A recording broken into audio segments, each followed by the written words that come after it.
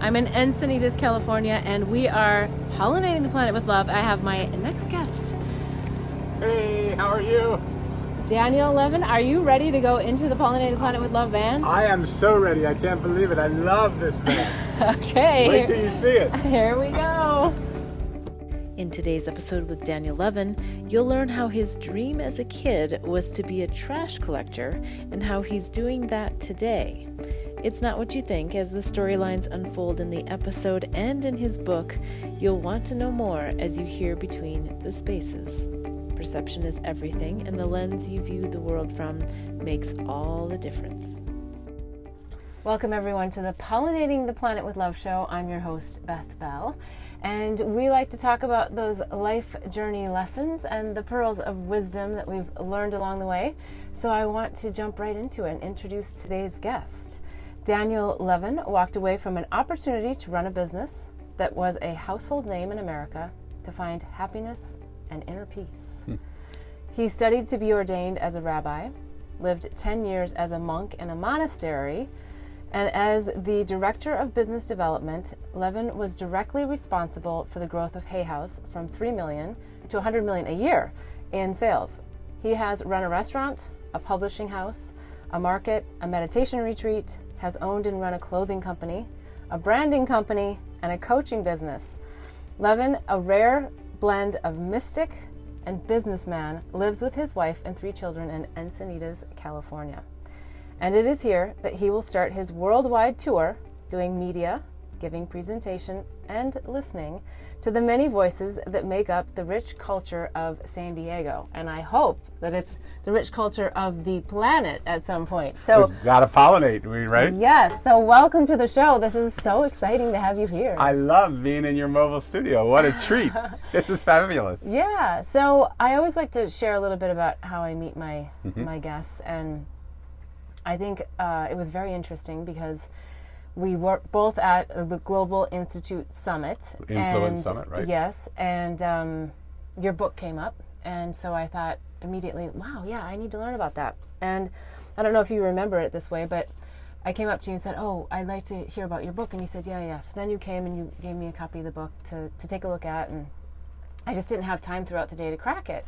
And it wasn't until the very end of the day that I cracked the book. Mm-hmm. And I had an incredibly profound experience with the book, which I was not expecting. I won't tell the whole story because the interview's about you, not about me. But I will say that when I cracked the book, I started reading about the flower girl. And I was like, wait, you know how you kind of go, this is for me. Yeah. So I started reading, and the quick version of it is I realized that I wasn't really able to read the words. And so I kept reading the paragraph over, and then finally I said, no, wait, I'm getting a transmission here, and I need to just sit with what it is. Beautiful. But I kept coming back to consciousness enough to know that at the end of the chapter, because then I went back to the beginning of the chapter, I read the whole chapter, and I got to the end, and I was like, shit, that wasn't how I wanted it to end in that chapter. Totally. But then it sunk deeper into me, and I understood, for me, what the message was that day, which could be totally different today if I read the same chapter. Love it. So I had this great experience. I knew I was going to cry. So all I could do was come back to you, hand you the book, and say thank you. And I was like, I can't say anything now because I just needed to let it sink in and process. So the next day, your lovely wife came up to talk to Lily, and we got talking. And so I started to share the experience with her, and then you came, and then it was just a love fest after that because we just had such an incredible connection. Totally. So I love that, and I want to talk about the book. Thank you. But before we do, thank you. We have to talk about you. And when you were a little young lad, what did you think you were going to be when you grew up, and are you doing that today? When I was young, I never saw the world the way everybody sees the world. It's part of how I show up in the world today anyway. Yes. But when I was a kid, I didn't think we were limited by what a person could be. I thought we could be anything in the world. Right. So I thought in my process of what do I want to be when I grow up, I thought, do I want to be a chair? Do I want to be a table? Do I want to be a rocket ship? Yes. Do I want to be the money that people use to get the things that they want? Yeah. And after a long and arduous search around everything in the world, I went with what my heart told me I wanted to be. Because every Friday morning, no matter what happened, rain, wind, snow, sun, hail, I would sit outside and wait for the trash man to come in his big trash truck. Really? And I wanted to be a trash man. Oh, wow. Okay. And lo and behold, I am a trash man. Just a little bit different type of trash man, but I yes. literally so come tell inside. us more. Well, tell us more about that point in your life. So then, did you actually become a trash man? Never became a trash Okay. man. No, my mom and dad said, "What are you, crazy? You're going to become Right. a trash man? You have this beautiful mind. How in the world are you going? You're not going to waste it What by do sitting you on a trash think truck." drew you to the trash I man? love the machine. I love the idea that people would every week bring out their trash, and someone would just serve them take by it taking their away. trash away, putting it in a truck, grinding it up, and it was gone.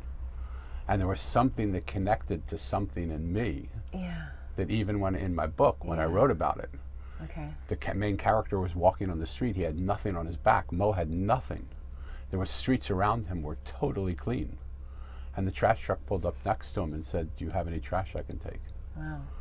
And Mo looked at the trash man like, "What are you, crazy? I mean, I don't Yeah. even have anything. I don't even have anything in my pockets. There's no trash around here. What are you talking about?" Yeah. And he was just about to say, "Are you crazy?" until he looked into the trash man's eyes.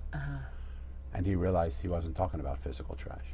Yeah. He was talking about the trash that kept him from being who he needed to be. Yeah.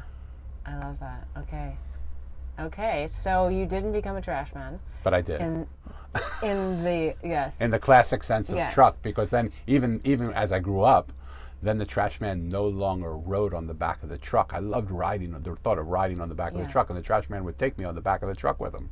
And I loved it, and then I loved picking up the garbage, throwing it in. Yeah. But now we have machines that just pick up, throw it in, and there's no contact. Oh gosh. Okay. So what was your first job? My first job was selling women's shoes. Oh. Wow. Okay. I wasn't expecting that. All right. So tell us a little bit, because you have such a large array of skill sets and experience in life. I mean, I read in the upfront intro. I mean, you've done anything from grow hay house to 100 million a year brand to having your own business. And so, give us sort of the highlights from all of your life experience that led you up until the book. I think I was always looking for where I belonged. Yeah. I think in the story, very similarly, when Mo's parents passed away, he asked the adults where his parents went, and they told him they're in heaven. I think I was always searching for heaven. I went into psychology, and I studied psychology. I had a chance to learn and be my mentor was the person who started organizational psychology. Yeah. And he said, "I want you to apprentice with me, and I want you to do this with me, and I want you to found this with me." Yeah. And I just said, "Look, I was a hippie in those days." I said, "Still, I'm a hippie in these days." But said, "Do I look like an organizational person? That's not what thrills me." Yeah. And I left, and I went into, my uncle had a big business, and he said, "I'm going to start you at the bottom pushing a broom. And then I think you can take it over." And I looked, and I just didn't find the happiness that I was seeking there. And so even though it would have been heaven for anybody else, it wasn't the heaven I was looking for. Yeah. I went I studied in the seminary to become a rabbi. Yeah. One day before I was ordained, I left because I said, "This isn't what I believe." Interesting. I went into a monastery as a monk for 10 years. Yes. And 10 years. 10 So years. when you decided to do this, what was the thought process? I mean, what inspired you to say, "I'm going to be a monk"? Because nothing out here interests me. Okay. And I thought maybe I can find that in here. Yeah. But then what I realized is I was defining myself by what I wasn't rather than what I am. I like that. And then at what point did you say, "I'm done being a monk"? I didn't even make the choice. I went away to, I used to take They kicked people. you out, is that what you're telling us? I think they wish they could have. But they didn't. I went away to scope out places for a pilgrimage that I was going to lead people to the Holy Land. Oh. And so I was going to hotels, and I was meeting travel people to help, and bus companies to sort of coordinate that whole thing, because I was going to take this flock of people with me to go there. And when I came back, a woman that I had been somewhat flirtatious with, but sort of protected by, I didn't wear a cloth or I was just dressed like I do. Yeah. But I was flirtatious, and I thought I'm protected by my monastery. Okay. She picked me up, and she gave me a big hug and a kiss, and I said, well, what's that all about? And she said, well, I thought you should know. I moved you out of the monastery and into my house while you were gone. I said, you did what? Oh, wow. She said, well, we have some energy between us, so I thought we should stop messing around. Wow. And she did. I don't think that happens to the average monk. Probably not. But the average monk, probably it wasn't flirtatious. Yeah. And what it really showed me is I was alone. I felt alone, and I really wanted somebody to be with. Yeah. And I still wanted to be alone, but I wanted someone to be with. Yeah. And so we got married. We had a daughter. Okay. Our daughter was developmentally delayed, which okay. was a huge, now is a huge blessing to me, then was a huge, like, what is this all about? Yeah. Well, tell us more about that as a blessing. What is it in your soul contract that you feel you were here to play out with her? She is the most exquisite being I know. She loves beyond measure. And her way, she can't have a conversation like this. Okay. So what she's taught me is this conversation is beneficial, but there's somehow a way to hear people that is more important than the words that they say. And I Kind of didn't, like your book. kind of like my book, kind of like the events that you saw me at, kind of like the disruption that I do, because when the vibration of a person doesn't match the words that they say, it just agitates me. It just makes me feel, it almost suffocates the air out of the room for me. Yeah. And I just feel like I have to and breathe new air into the room. Yeah. Yeah. And she taught me the most beautiful lesson I've ever learned, which was when she tried to speak to me and I didn't understand it, she would yell. Okay. When she yelled at me and I didn't understand it, she would throw a tantrum. When she threw a tantrum and I didn't understand it, she would try and attack me and rip something or bite something. Wow. And when I thought about it, I thought that's what everybody I know does, just a little Right. bit more refined. When they speak and they don't get Just hurt. in a little bit more controlled way. Right, Yes. right. Yes. More passive aggressive, and she's just Totally. out there. And she was just out there. And I said to her, "Are you trying to tell me something and I'm just not hearing it?" Yeah. And she went in from the middle of rage to a big smile and a laugh and said, "Yes, Daddy." Yeah. And I said, "How are you Interesting. talking to me?" So then, how do you communicate now? She showed me. She went like this. I said, are you little sucker? Are you putting thoughts into my head? And she said, "Yeah, I am, Daddy." Interesting. And so now Anna does it too. We both do it. We listen to the words she says, but we also listen to the space between the words she says. We listen to a vibration, because everybody's communicating. We just have to know how they're communicating. Yeah. When you hear the flowers, they don't speak to you with words. Right. You tune into the essence of the flowers, and they communicate. They say messages to you, right? They do. Every single living, breathing being says messages to us without words. Yes. And when she's teaching me to hear the beauty of the silence of the words that exist in the vibration of the being. And she's very well spoken there. Yeah. She tells me exactly what she wants there. She tells me when she wants it. She shows me. And ever since we did that, her tantruming went to almost zero. Why do you think we don't learn that in today's world? Why are most people not in tune with that concept of between the words? I don't think most people listen. I think if you look at conversations and you watch conversations, most people speak over each other. Even when we're listening, we're formulating what we're going to say back. But we don't really hear what another person says, even the words that they say. And we don't, I don't know. I don't think we trust ourselves. Yes, and I think what's coming to me as you're speaking about this is I feel that we've numbed ourselves so much, and we've been trained to use our brain and not trained to continue to feel in our body, right? Because as young kids, we're often told, don't cry about that, or, don't feel that way, or, like everyone's trying to shift how we feel so we can fit in.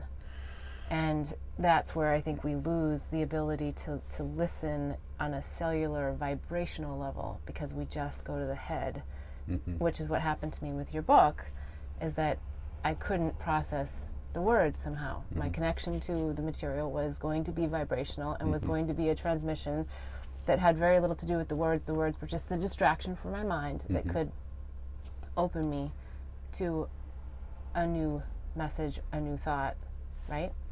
And I love that you are sensitive enough to pick that up, because when I wrote it, when I wrote it, it kept erasing what I wrote. The characters literally said, "We want you to say what we want you to say, not what you want to say." Yeah. And it took me months and months and months. It took me 3 years to write it because I didn't listen. I couldn't listen to what they were saying. But when it was done, I supercharged it. Because I didn't want people to have to read it to get it. I wanted the people just to look at the cover or hear its name and get a vibration from the DNA of it already, just in the word that they heard or the vision that they saw or the thing that they were looking at. Yeah. That the words were superfluous because the words don't mean anything. Yeah. Okay, so I want to hear a whole lot more about the book, but we're going to go on a quick break, and then we're going to come back and we're going to talk about Mosaic. Beautiful. Blossom Bliss products are designed to help empower pure love and purpose in your life. It's through the power of words, flowers, and symbols that our products assist you in creating a blissful life. The power of words in our mini mantra word bar necklaces assist you in setting and blossoming your personal intentions. The affirmation cards leverage the power of flowers by providing daily inspiration. And the power of symbols in our life journey bracelets are great reminders of the things that bring us peace, joy, and love. Products are made and blessed in Bali with love by Balinese artisans who work with empowered hearts. When you purchase jewelry with a bee charm, we donate to save the bees. Join us in pollinating the planet with love. Go to our website, blossomblissbali.com. Again, that's blossomblissbali.com. Okay, we're back with Daniel Levin, and on our quick break I had to, because some really good things were coming out. So we're going to get into the book, but what we started to talk about was a little bit more along the lines of feeling the vibration of people, letting emotions pass through us, letting ourselves feel so that we can communicate in a different way, which is what happens with me with the flowers. Yep. There's something you were about to say, and I cut you off. Yep. Can you still go back to that? Absolutely. Okay. Absolutely. For me, it's a lot simpler. And maybe it's just because it's my experience, and I just share my experience. And if it works for you, great. If it doesn't, throw it away. It's just my experience. I think I have felt so much pain in my life. I felt so much loss, so much hurt, so many expectations that I had of the way things would be that didn't get realized, so much betrayal, so much loss of love, so much friendships that didn't live up to my expectations, so much love that was missing from me, that I siloed myself.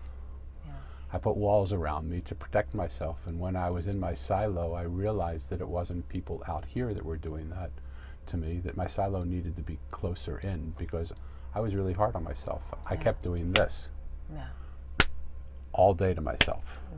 And I didn't know when it was going to happen. It wasn't like I kept 24/7 hitting myself. But through the course of the day, I would hit myself. I didn't know where I would hit myself. So I had to bring my silo from out here to about this distance from where my body is.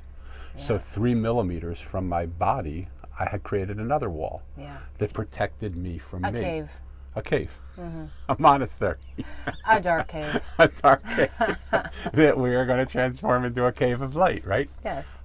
And what that did is it didn't really allow me to make much connection.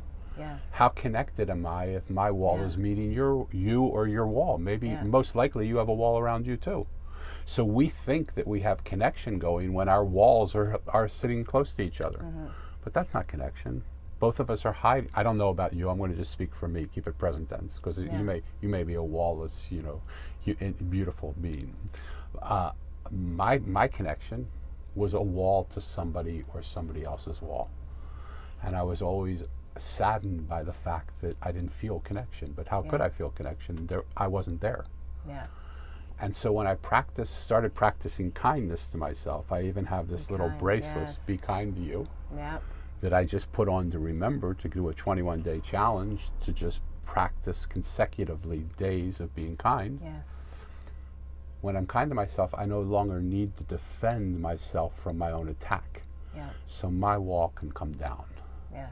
Now my wall grows out to here. Now I might say, you're a scary mofo. I'm going to put up a wall here because I don't know what's going to happen when I get in a relationship with you. Yeah.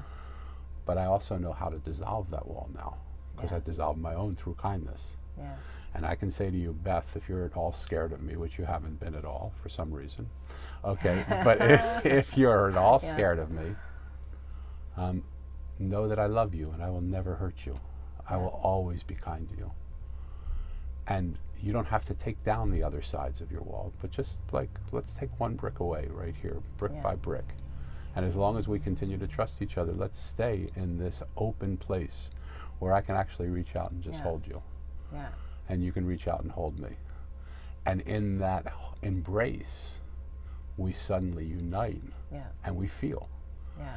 And your language, whether it's words or thoughts or feelings or spirit, can enter me, and Yeah. mine can enter you, Yeah.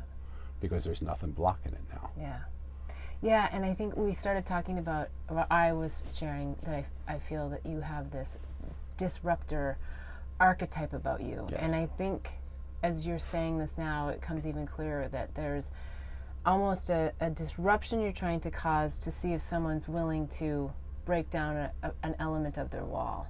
And so there is that rub of walls, and you kind of want to call out the wall immediately and Yeah. see what people will do with it. Yeah. And if they want to play, then you stay, and if they don't, you kind of walk away. And I think for me, I'm a very simple man. When I bump into a wall, I try and remove it because I don't see it has any benefit, even if that's your wall of protection. yeah, but here is the irony about you. You will always say the word simple. Yes, It's simple. It's It's simple. simple. It's simple. And yet you write in the most cryptic Oh, way. really? Yes. So that's not me then. Well, the Talk book, to me about the that. book, Mosaic, is not. It's a little bit cryptic. There's a lot in there. Otherwise, But it's the simplest book to read in the whole world. Like, you can read it, and it's simply a story. But there are depending on where you want to hook into it, you can hook into it on a lot of different levels. right. So, That's why it has a cryptic feel to but it. cryptic, so okay, I love that. I love being described as cryptic because I think that's a beautiful description.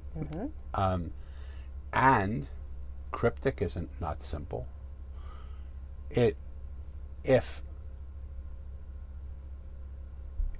Here's what I believe about the book. In a book that says, as one of its primary messages, what you see is not real, it's just what you see. And it's only when you learn to see what you can't see that miracles can happen, innovations come. That's how businesses grow, when they see what they don't see. And it seems like maybe I would just exchange out one word, not that it's better or worse, but for me, it's the word experience. Yeah, when you experience. As opposed to see, because it's an experience that you have, Yeah. and it doesn't use the same labels that our mind puts on things, that keeps us in a box about an idea, people, place, or thing. And whether it be see or experience, I when I go inside to my little guide says Yeah. stay with see. But I often ask people, instead of what did you feel when you read the Mosaic, how did you experience it? Yeah. But I believe there's something very, very cryptic, and you've probably seen it, that black and white line drawing, where you see one way it looks like an old hag and the other way it looks like a young socialite. Have you seen? Oh no, I haven't. You remember I haven't. No, I haven't seen that yet. It's beautiful because when you look at, you see both images. Both images are there, Yes. but when you look at it, you only see one of them. And you either see an old hag or you see a young socialite. Okay. The first time I looked at it, I saw an old hag. Okay. And someone said, "What else do you see?" And I said, "What do you mean, what else do I see? It's an old hag. You want me to say what color her hair is or what that?" No, they said, "There's something else there. What do you see?" I said, "You're crazy. There's nothing else there. What I see is an old hag." And they said, "What if I would tell you there's a socialite there?" I said, "I think you would be crazy." And then you saw it. And then they just showed it to me, and I couldn't see it. I couldn't see it. I couldn't see it. I couldn't see it. And then all of a sudden, a perceptual shift happened, and I saw it. Interesting. Yeah. And suddenly, I couldn't see the old hag. Yeah. So I believe that what we see creates the reality we live in. Yes, I see what you're saying. Yes. And what we see is only what we see. Right. It isn't the whole picture. Yes. Even in that picture, it's not the whole picture. So what would we see if we could see what we don't see? Right. Most of the world we don't see. Right. We see one small perception. And so even when I say to people, when you read the book, don't only read the charming, beautiful story that'll soothe your soul and warm your heart. Read the spaces between the words. What are they saying? Because in a book that talks about seeing what you can't see, it's only fitting that it would only hint at certain things, but not reveal them to you until you're ready to see them. Yeah. Yeah, and I think I would say, for anyone that's going to pick up your book and read it. For everyone that's going to pick it up. For everyone. For everyone. Stay open to receiving whatever is meant for you in that moment, because it might be something different tomorrow. You could read this. I think I could read that same chapter and get something different today than what I did on that day. But let's go back to, how did this come about? Before you do, I want to stay on one thing, because I've been wanting to say it since you said it. When you were in The Flower Girl and you said it didn't end the way I wanted it to in that chapter, I love that. Yeah. Because the question I would naturally ask, not to you right now, because we don't have to, but when you find that it invites you to see something you wouldn't naturally see, how do you work with things when they don't end the way you want them to? Yeah. What happens when we lose control? Yeah. Because the whole book I lost control of. I wanted to write it a different way, and it kept erasing it. None of it ended the way I wanted it to, because I had the story written and I kept losing it. Yeah. And for me, that process of losing control and just listening to what the voice was saying, listening like my daughter taught me to listen. Yeah. Not to the words that she was saying, but to the way she was trying to communicate to me, and finding the new understanding in what it was actually saying. Yeah. Well, I do want to comment on that, and I hope that it makes sense to the listeners, because I know that I'm kind of jumping in on something. But in the chapter, The Flower Girl, the reason why I felt it didn't end the way I wanted it to end was because the gentleman did not move forward with the woman that he felt in his body was the person he was supposed to be with in that moment. And as soon as I made that judgment, the Course in Miracles came into my mind, and I said, okay, yes, I get it. It's not about special relationships, and the story's not over. Right? So in that chapter, it didn't end the way that I wanted to end, but I quickly shifted to, okay, I know, it's okay. But then for me, it went into something very personal for me, which had nothing to do with special relationships, had nothing to do with the Flower Girl. It had nothing to do with what was actually happening in that chapter. That it felt again like it was a storyline that kept me going and distracted so that I could get the offering. And without distracting my mind, I probably wouldn't have been able to drop into what the bigger message. And not that there's bigger or less than, but the deeper meaning for me. So even in that, though, if I can, let's just play, because you and I push each other and we love it, and I am a disruptor, okay? Disrupt me. Knowing the story and having rewritten it and having wanted it to end a different way, and even in that chapter, even the way, I would invite you to relook at it, because actually the way that chapter ends is Mo gives himself completely to the Flower Girl, and the Flower Girl leaves him. Really? Yes. And so even in the way that you said it, that he didn't do it, but she did, it's exactly the opposite. And it crushes him, and it breaks his heart. Yes, and I'm telling you, as I read, I could not get the words, so much so that I was photographing each page, because I'm like, I'm going to read this later, and I'm going to get what the words are saying, right? Because I knew that the storyline was just not what was on the page. It was a really odd experience. But so even with that, some of the storylines that we carry in our head Yes. literally dictate the storylines of what we see, even in books that we read where the words are written. Yeah. Right? Yeah. And imagine what that does in political points of view. Imagine what that does in marriages. Imagine what that does in raising children. Imagine what that does in the way we take care of ourselves. Yes. Or don't take care of ourselves, right? Yeah. All those storylines play out so loud that we can't even hear the actual storyline, so much so that when Mo goes to meet, in a later chapter, the mirror maker, the mirror maker says, by the very fact that you see my shop, I know you've learned to see what others don't see because nobody else sees my shop. Yeah. Wow. Now that you're in my shop and you're looking in the mirror, tell me what you do see. Yeah. And he says, I just see my stories. And she says, well, if you can learn to see what you don't see, you also need to learn what you do see. Yeah. And it's important to see what is actually right in front of us. Yeah. Not the stories that we sell, not the storylines, not the bylines, not the things that we think it should be or shouldn't be, but just what's right there. Yes. And to me, those are such big things. I could never have written those things. Yeah. Yeah.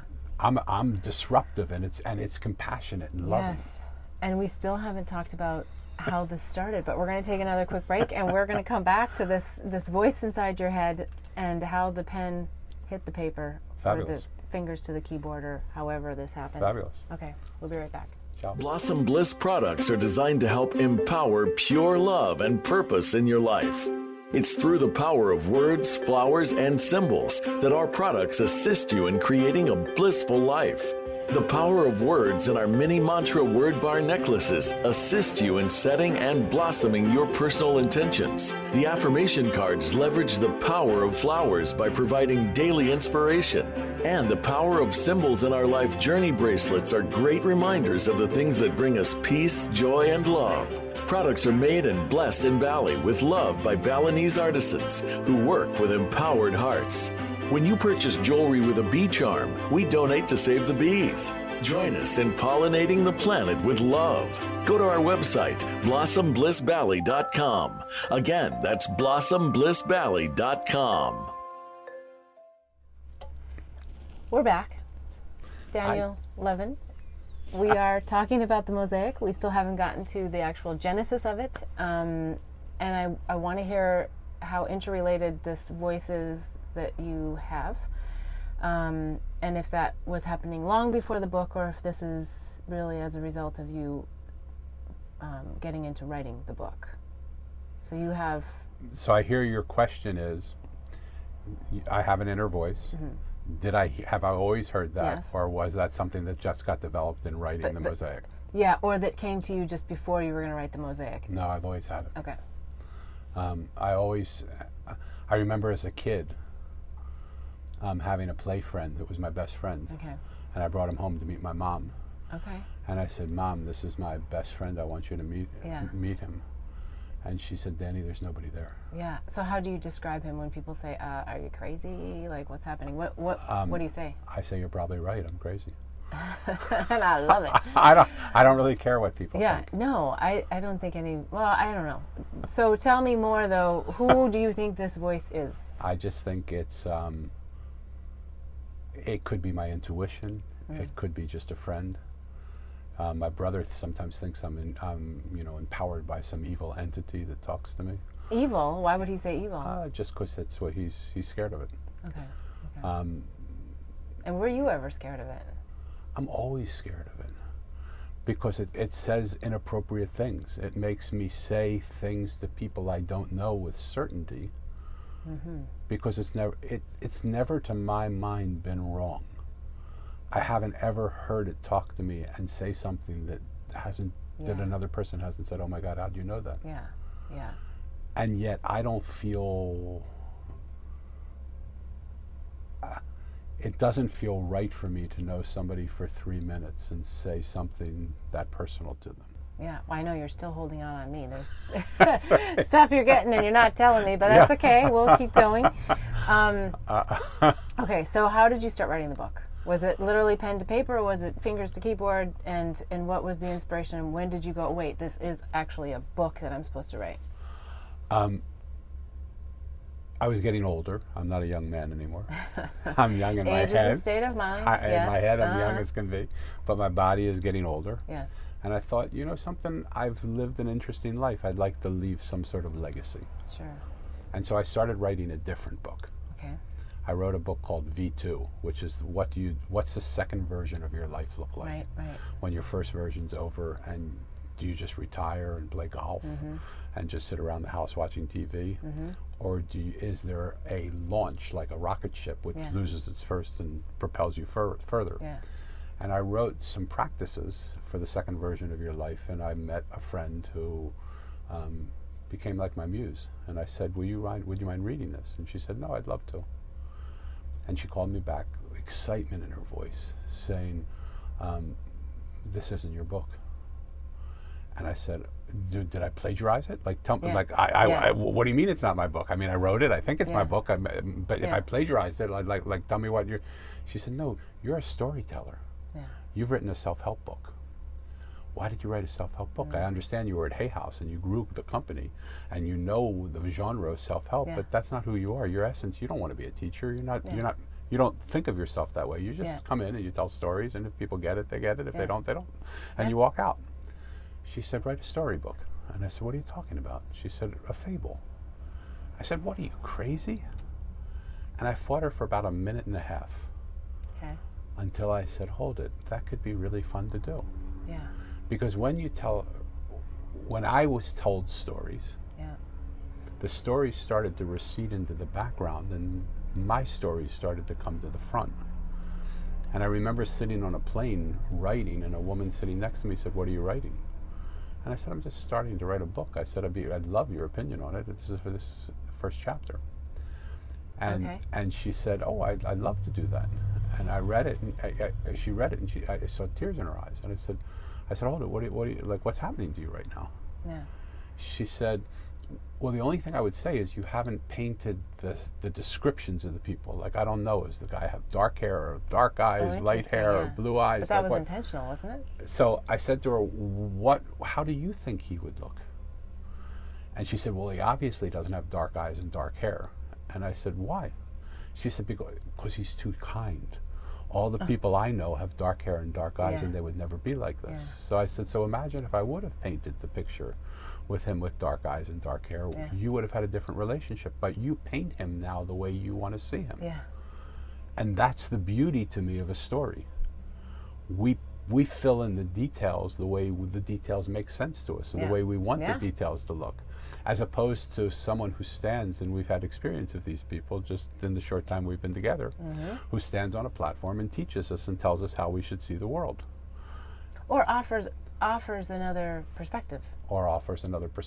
But with the thought that, your beautiful thing is that you see another perspective, and I see a person who sees people who are broken, who they need to fix. And the world of the whole self-help transformational world is one where it's a vertical relationship, where I am here and you're here, and you look up to me to help you get to where I am. And I believe that world is ending. I believe there's a new paradigm, a new world that's beginning. That's a Mosaic model, where we all just sit as pieces on a table. And we come together to create something so much vaster and so much greater and so much more beautiful than any individual piece could be, because together we are more than we are alone. Well, and it's interesting because, the lens of that is that I felt like that's actually what happened, was that there's two people coming at it two different ways, and they're both in some ways doing it very similarly, and that it's really about, I think, well, let's take it off that for a second, because it's what I'm going to say next is about everybody. We're in relationship, I think, to heal and create. But along the way, I think the things that we can choose to learn from the fastest, not that fast is important, but is the triggers. Right? How do I get triggered? How do I trigger someone else? And what does it mean for me, right? It's always back to that, like, what does it mean for me? So, it's interesting how we navigate through life with relationships to other people, right? And every person from a group will walk away with very different ideas, most likely, of what happened, of the characters, and all that. So totally fascinating. Okay, so the Mosaic. How would you describe it in its most succinct way? It's a story about a boy who loses his parents 2 years apart on the same day. He asks the adults where his parents are. They tell him they're in a place called heaven. He doesn't silo himself in his room and mourn. He sets out to find heaven. And the people that he meets along the way are not the classic archetypes of the introducers to heaven. They're common, ordinary people. They're a juice man and a trash man and a painter and a street artist and a homeless woman and a blind man And a flower girl. and a flower girl and a gardener. And he thinks, what am I meeting these people for? Why them? Right. But he says, since I'm here, why don't I just listen to them? Why don't I let them tell me their story? Yeah. And in every story that's told, he walks away with one piece of information. There's lessons there, but the bigger lesson for him is that the person he initially saw was not at all the person they were. Yeah. And when he realizes that the person he saw isn't the person who was there, he realizes what he sees is not what is. Right.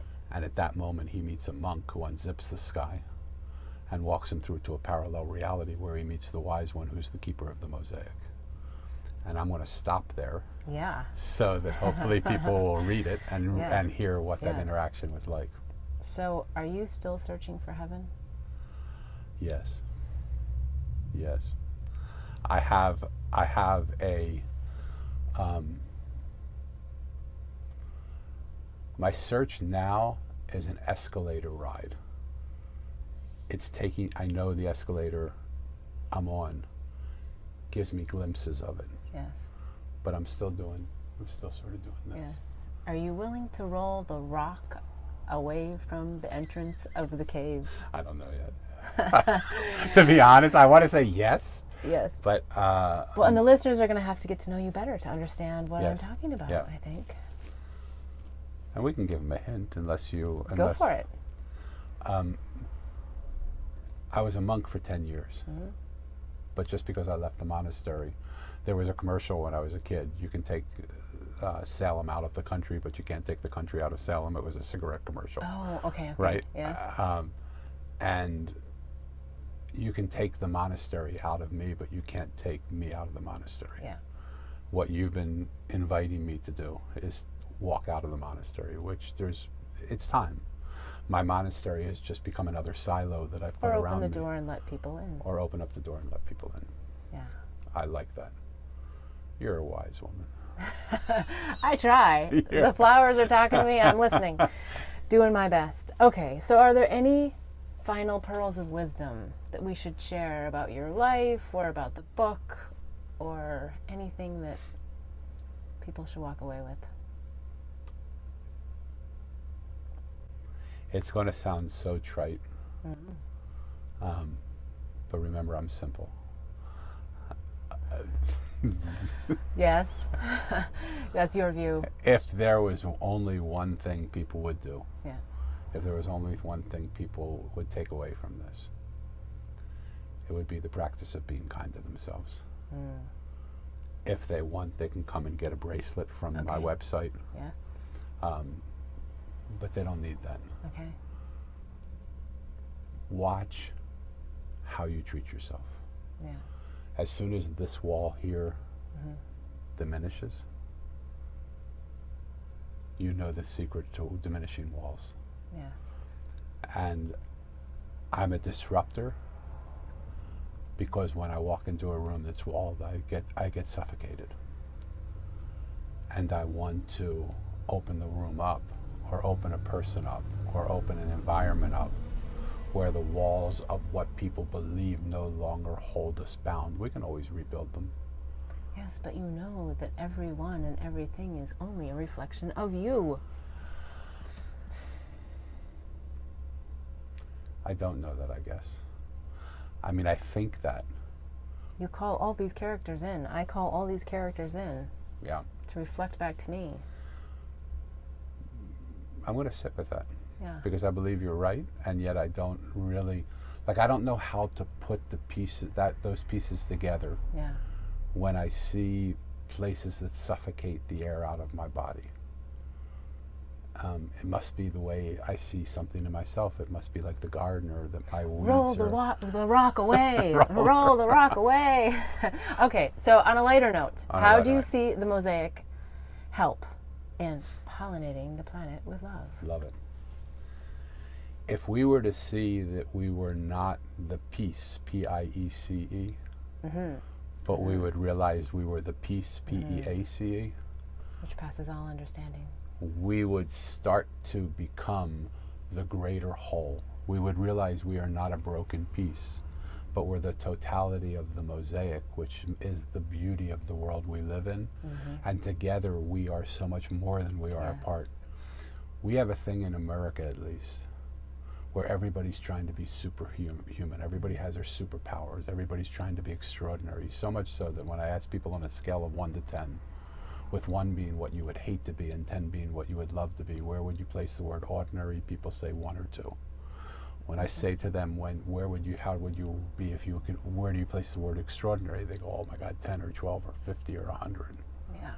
And I say to them, maybe it's a play in the English language, but why do you want to be extra of something you don't want to be? If ordinary is something you don't want to be, why do you want to have extra of it?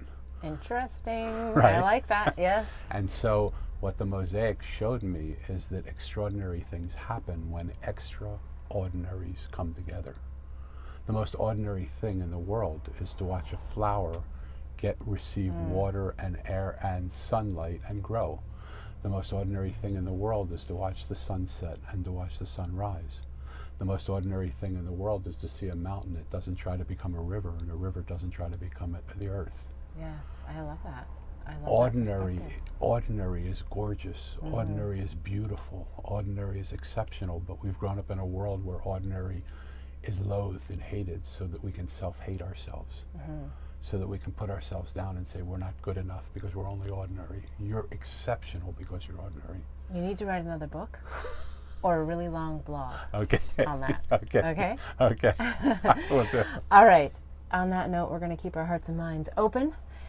And we're going to wrap up. So this was fabulous. Thank you so much. Thank you. Thank you for having me. Thank you for enduring and listening. And, yes, I love it. Pollinate the message. Yes, exactly. Pollinate the Planet with Love. And get your book on, what's your website? themosaiconline.com. Mosaiconline.com. Okay. The Mosaic Online. The Mosaic, okay. And I'll put it in the links below. And also Amazon is where they can get it. And Amazon. And can they get the Be Kind to You bracelet on? themosaiconline.com. Themosaiconline.com. Okay. And can we follow your disruptive self on social media anywhere? Yes. And are you disruptive on social media? Yes. Are you? I'm disruptive, and I also have a newsletter. They can sign up on my every week. I put out a newsletter that has disruptive thoughts.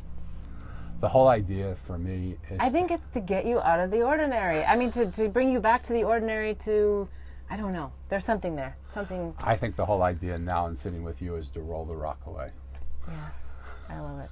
Okay, and if you're interested in learning more about me, you can find me on bethbell.me. I also have Instagram. I'm at Queen Bliss Bee, where I have photographs of the flowers and the messages that they give me.